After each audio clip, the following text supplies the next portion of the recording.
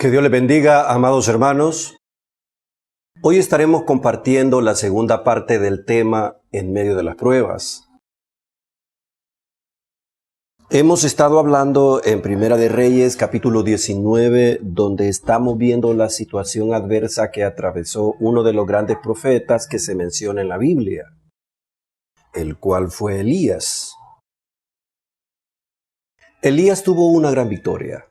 Usted lo recordará en el capítulo 18 de Primera de Reyes. Él mostró el poder de Dios, mostró el aval que tenía su ministerio, que era Dios mismo. También la Biblia dice que degolló a 450 profetas de Baal, o sea, avergonzó completamente a esta gente. Y usted lo sabe muy bien. Cuando vamos a Primera de Reyes 19:4, vemos un evento en la vida de este hombre acerca de una preocupación. En el video anterior hablamos del cansancio, de la fatiga, del desánimo y de la soledad que experimentó el profeta Elías. Así que estos 4 elementos queremos traerlos en esta segunda parte y ver la magnitud de su desarrollo en nuestras vidas como hombres e hijos de Dios. En el Sermón del Monte, Jesús declaró que los gentiles son personas que no tienen confianza en Él. Mateo 6:25. Por tanto os digo, no os afanéis por vuestra vida, qué habéis de comer o qué habéis de beber, ni por vuestro cuerpo, qué habéis de vestir. ¿No es la vida más que el alimento y el cuerpo más que el vestido? Mirad las aves del cielo que no siembran, ni siegan, ni recogen en graneros, y vuestro Padre Celestial las alimenta. ¿No valéis vosotros mucho más que ellas? ¿Y quién de vosotros podrá, por mucho que se afane, añadir a su estatura un codo? Y por el vestido, ¿por qué os afanáis? Considerad los lirios del campo, cómo crecen, no trabajan ni hilan. Pero os digo que ni aun Salomón con toda su gloria se vistió así como uno de ellos.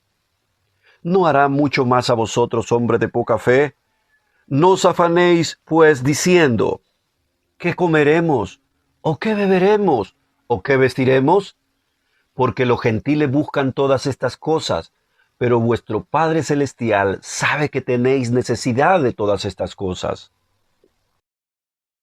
Cristo está diciendo que los gentiles se afanan por el mañana, lo cual es tiempo perdido. Jesús sugiere no preocuparnos por aquellas cosas que Dios promete suplir. La preocupación puede, 1. Dañar su salud. 2. Dar lugar a que el objeto de su angustia consuma sus pensamientos. 3. Reducir su productividad. 4. Afectar negativamente la forma en que usted trata a otros. Y 5.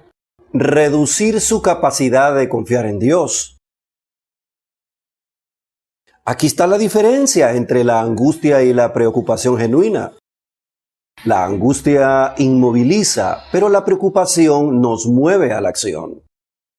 En el verso 33 Jesús dice, mas buscad primeramente el reino de Dios y su justicia, y todas estas cosas os serán añadidas. Así que no os afanéis por el día de mañana, porque el día de mañana traerá su afán. Basta a cada día su propio mal. El Señor dice en su bendita palabra que Él sabe de lo que nosotros tenemos necesidad. Así que el enfoque es que deberíamos buscar el reino de Dios y su justicia, ya que esto significa buscar su ayuda en primer lugar, saturar nuestros pensamientos por sus deseos, tomar carácter como modelo y servirle y obedecerle en todo.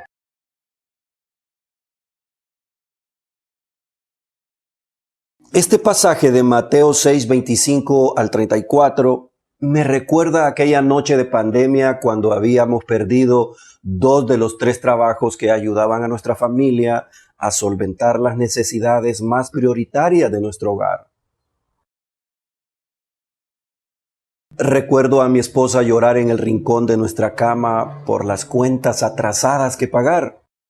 Y yo estaba tan tranquilo, confiando que todo iba a estar bien. Entonces fue cuando toqué su hombro y le dije, oye, mira lo que dice Jesús en este pasaje.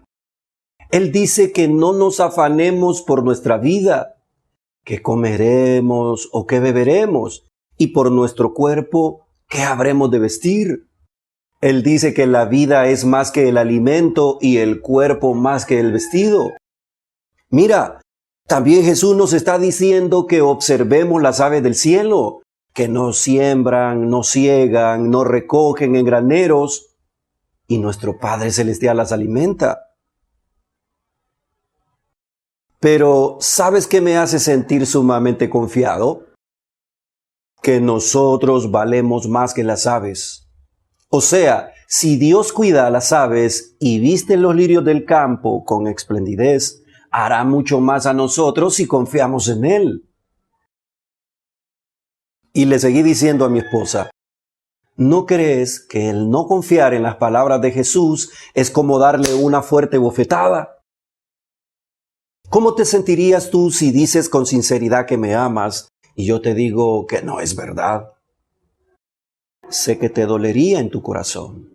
De la misma manera siente Jesús cuando Él prometió cuidarnos y suplir a nuestras necesidades y no le creemos. Entonces le seguí diciendo, ¿sabes? Nos tomaremos de esta promesa y seguiremos confiando.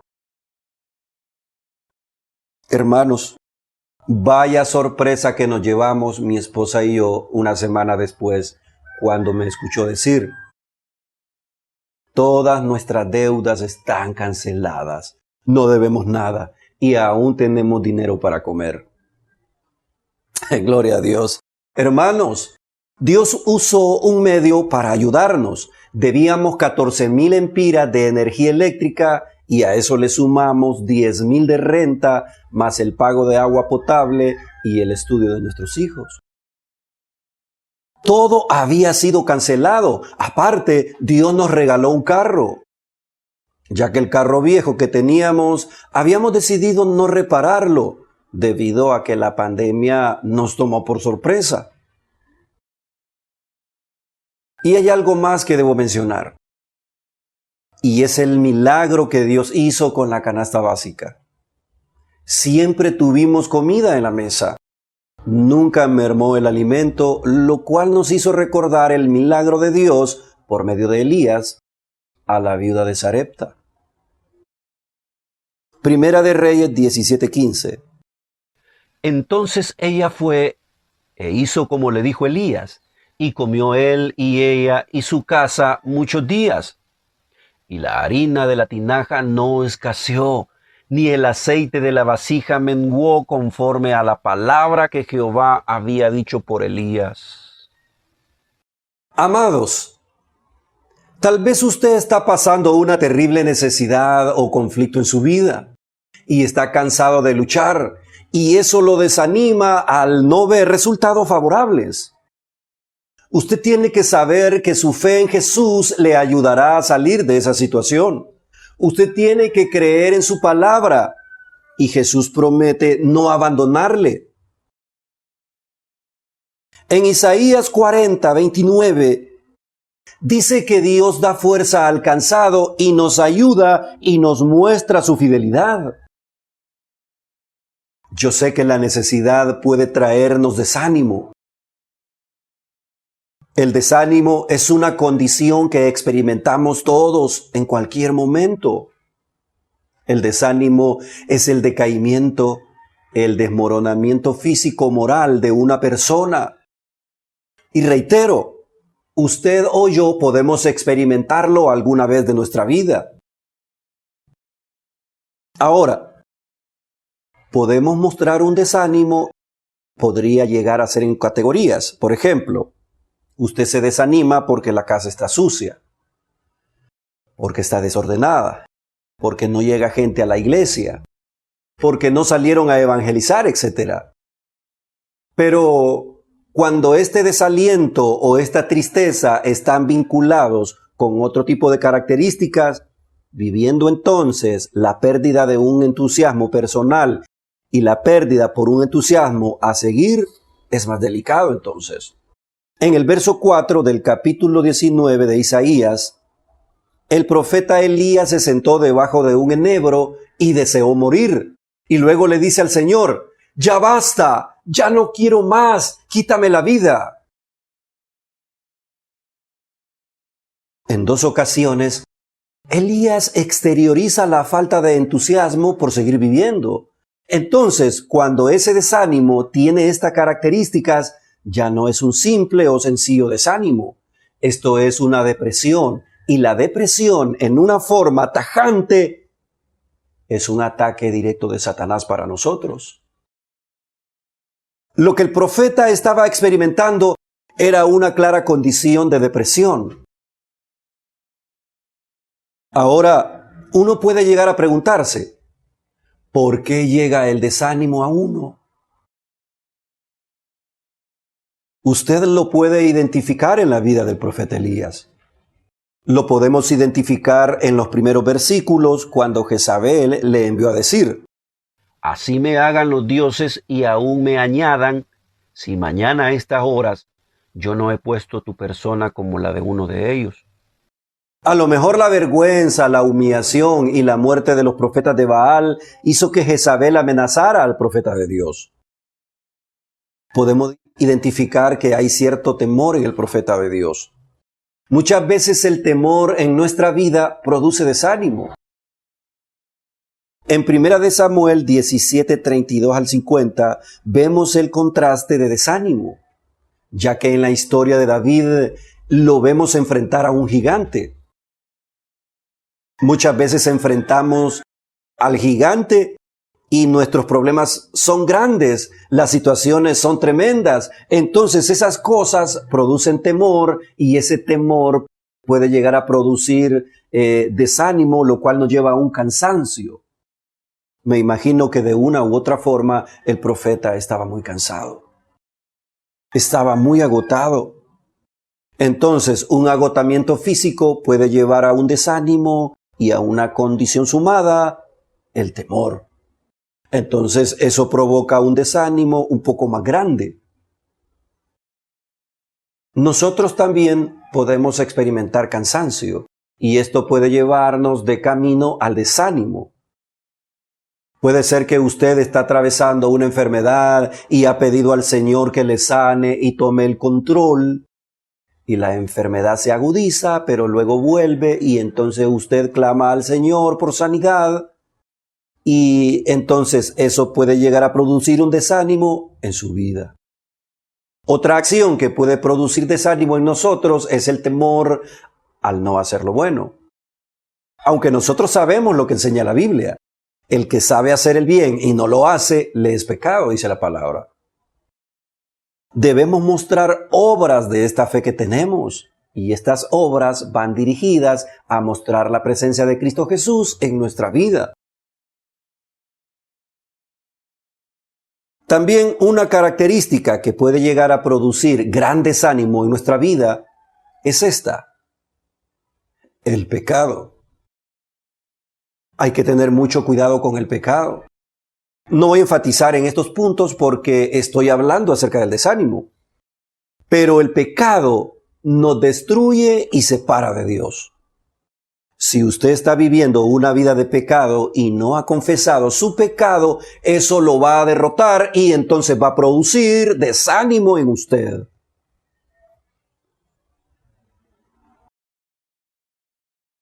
Podemos encontrar al rey David, el mismo que acabamos de mencionar, acerca de su victoria ante el gigante Goliat.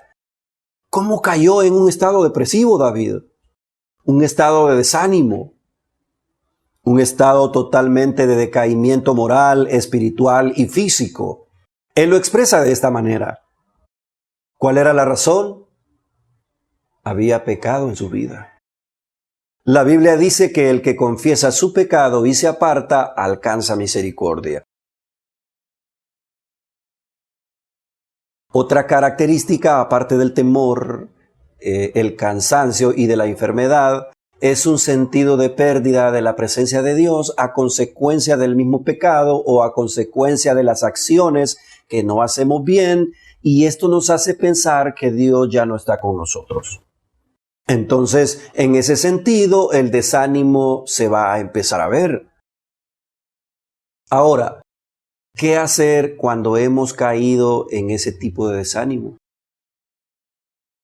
Filipenses 4, 6 al 7. Por nada estéis afanosos, si no sean conocidas vuestras peticiones delante de Dios en toda oración y ruego, con acción de gracias. Y la paz de Dios, que sobrepasa todo entendimiento, guardará vuestros corazones y vuestros pensamientos en Cristo Jesús. Hermanos, cuando estamos en un tipo de desánimo, con este sentido, con este lineamiento a la depresión, lo que tenemos que hacer es orar al Señor. La Biblia dice que Él va a poner paz en nuestro corazón y entendimiento. No solamente debemos estar orando, que es lo fundamental, sino que deberíamos repasar lo que Dios ha hecho. Salmo 77, 11 al 12. Me acordaré de las obras de Jehová. Sí, haré yo memoria de tus maravillas antiguas. Meditaré en todas tus obras y hablaré de tus hechos. Si estamos en un estado de desánimo, vamos a orar y vamos a recordar lo que Dios ha hecho en nuestras vidas. Como la experiencia que le conté hace un momento de mi hogar. Entonces, cuando nos acordamos, es ahí cuando vamos a alabar a Dios por sus proezas. Salmos 30, 11. Has cambiado mi lamento en baile. Desataste mi cilicio y me ceñiste de alegría. Por tanto, a ti cantaré, gloria mía, y no estaré callado. Jehová, Dios mío, te alabaré para siempre. Gloria a Dios, hermanos. Mire el verso 1 de este capítulo. Te glorificaré, oh Jehová, porque me has exaltado, y no permitiste que mis enemigos se alegraran de mí.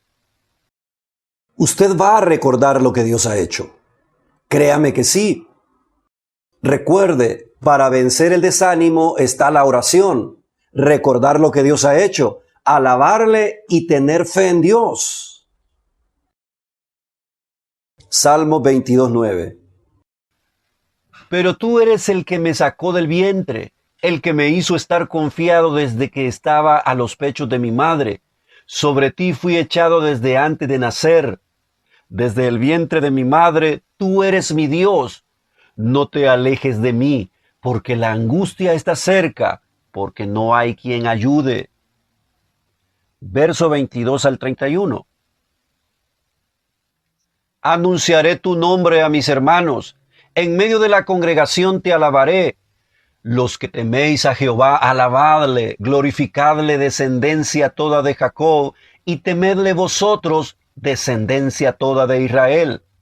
Porque no menospreció ni abominó la aflicción del afligido, ni de él escondió su rostro, sino que cuando clamó a él le oyó. De ti será mi alabanza en la gran congregación. Mis votos pagaré delante de los que le temen. Comerán los humildes y serán saciados. Alabarán a Jehová los que le buscan. Vivirá vuestro corazón para siempre. Se acordarán y se volverán a Jehová todos los confines de la tierra. Y todas las familias de las naciones adorarán delante de ti. Porque de Jehová es el reino, y él reinará las naciones. Comerán y adorarán todos los poderosos de la tierra. Se postrarán delante de él todos los que descienden al polvo, aun el que no puede conservar la vida a su propia alma. La posteridad le servirá. Esto será contado de Jehová hasta la postrera generación. Vendrán y anunciarán su justicia. A pueblo no nacido aún anunciarán que él hizo esto. Gloria a Dios, hermanos. No te sientas solo porque no estamos solos. Si Dios está con nosotros, ¿quién contra nosotros? El profeta Elías presentó una serie de quejas. Isaías 19:14. He sentido un vivo celo por Jehová Dios de los ejércitos, porque los hijos de Israel han dejado tu pacto, han derribado tus altares, y han matado a espada a tus profetas, y solo yo he quedado y me buscan para quitarme la vida. Aquí hay una significancia a subrayar donde dice solo yo he quedado. Esta palabra solo realmente resulta sorprendente la capacidad del profeta para declarar esta condición, ya que anteriormente Dios le mostró que está con él cuando hizo caer fuego del cielo e hizo caer la lluvia. ¿Quién sabe si por la amenaza que recibió de parte de Jezabel, Elías espera que poderosamente Dios se manifieste? Entonces, cuando Elías recibe esta noticia de amenaza, huye y empieza a quejarse y se muestra fatigado, preocupado y desanimado. Esto me lleva a una pregunta. ¿Esta es la real condición del profeta por la cual está tan desanimado? ¿Considerarse que estaba solo? ¿Recuerdan a Israel? Cuando se empezó a quejar, aún viendo lo que Dios había hecho por ellos en Egipto, aún viendo el mar dividirse frente a sus ojos, aún viendo la columna de fuego que les alumbraba y calentaba en el desierto, y aún viendo la nube que les protegía del sol, se quejaron diciendo: ojalá hubiéramos muerto cuando perecieron nuestros hermanos delante de Jehová. ¿Por qué hiciste venir la congregación de Jehová a este desierto para que muramos aquí nosotros y nuestras bestias? Léalo en Números 22. Israel no estaba solo. Dios estaba con ellos. El problema es que cuando estamos acostumbrados a la victoria y entonces experimentamos la derrota, culpamos a Dios. Entonces salta la pregunta: ¿podría Dios faltar a sus promesas? Pero Dios responde de esta forma a Elías. Primera de Reyes 19:11. Sal fuera y ponte en el monte delante de Jehová. Y he aquí Jehová que pasaba, y un grande y poderoso viento que rompía los montes y quebraba las peñas delante de Jehová. Pero Jehová no estaba en el viento. Y tras el viento un terremoto, pero Jehová no estaba en el terremoto. Y tras el terremoto un fuego, pero Jehová no estaba en el fuego. Y tras el fuego un silbo apacible y delicado. Y cuando lo oyó Elías, cubrió su rostro con su manto y salió, y se puso a la puerta de la cueva. Y aquí vino a él una voz diciendo: ¿qué haces aquí, Elías? Hermanos, aquí había una administración tremenda de poder que estaba experimentando Elías. Pero aquí hay tres acciones. 1. Había un poderoso viento, pero Jehová no estaba allí. 2. Hubo un terremoto, pero Jehová no estaba allí. 3. Hubo un fuego, pero Jehová no estaba en el fuego. 4. Hubo un silbo apacible y delicado. Dios le está mostrando a Elías que él no está solo. No vamos a negar que Jezabel lo ha amenazado y sentenciado a muerte, pero Dios aún está con Elías. Él sale corriendo tras el cansancio, la preocupación y la fatiga, y a raíz de eso vierte una serie de quejas porque tal vez esperó que Dios destruyera en ese instante a Jezabel. Puede ser que eso lo desanimó, ya que él viene de ver el poder manifestado de Dios en su victoria. No lo sé. Según el verso 12, Dios no tenía que mostrar a Elías su poder para enseñarle que estaba con el profeta. No. Dice que hubo un silbo apacible y delicado. Dios no necesita hacer temblar nuestra casa y hacer que se derrumben los edificios de nuestro país para enseñarnos que está con nosotros. Él está con nosotros, hermanos. Cuando Elías oyó el silbo apacible, dice que cubrió su rostro. Primera de Reyes 19:13. Y cuando lo oyó Elías, cubrió su rostro con su manto, y salió y se puso a la puerta de la cueva. Y he aquí vino a él una voz diciendo: ¿Qué haces, Elías? Elías cubrió su rostro, luego del silbo apacible y delicado, no de la demostración de poder que Dios ha hecho con el viento, con el terremoto y con el fuego. Dios le da una demostración más a Elías, indicando que está con él cuando le dice: Ve, vuélvete por tu camino, por el desierto de Damasco, y llegarás y ungirás a Eliseo para que sea profeta en tu lugar. Y por último, Dios le dice a Elías: Yo haré que queden en Israel 7,000, cuyas rodillas no se doblaron ante Baal y cuyas bocas no lo besaron. Así que vuélvete por el mismo camino que has venido. Amado, tienes que estimar que Dios jamás faltará a sus promesas. Número 23:9. Dios no es hombre para que mienta, ni hijo de hombre para que se arrepienta. Él dijo, y no hará. Habló, y no lo ejecutará. Mateo 28:20. Y he aquí yo estoy con vosotros todos los días hasta el fin del mundo. Amén. Dios es verdadero. Y si Él ha prometido estar con nosotros, es porque no nos ha dejado solos. Si usted dice que está solo, es porque se ha convertido en un atleta de Satanás. Y el enemigo desea convencerlo a usted que desista de su caminar en Dios. Isaías 41:10. No temas, porque yo estoy contigo. No desmayes, porque yo soy tu Dios que te esfuerzo. Siempre te ayudaré, siempre te sustentaré con la diestra de mi justicia. Gloria a Dios. Gloria a Dios. Amado hermano, recuerde, deposite su fe en Jesús. Solo así podrá avanzar. Dios le bendiga. Nos vemos en un próximo video. Just Productions.